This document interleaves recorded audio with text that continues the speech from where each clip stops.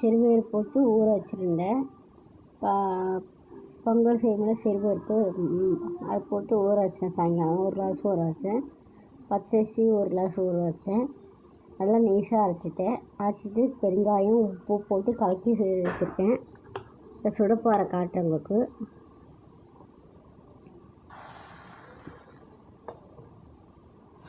இந்த தோசைக்கல்லை புது தோசைக்கல்லை வாங்கினேன். நான் ஆன்லைனில் புக் பண்ணிவிட்டு வாங்கினேன். பெருசாக ஒரு தோசை இதில் நல்லா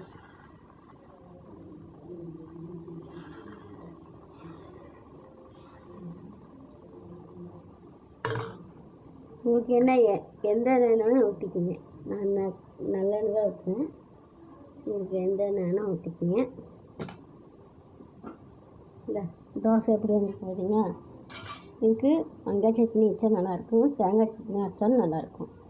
லைக் பண்ணுங்கள், ஷேர் பண்ணுங்கள். வீடியோ பிடிச்சின்னா கமெண்ட் பண்ணுங்கள்.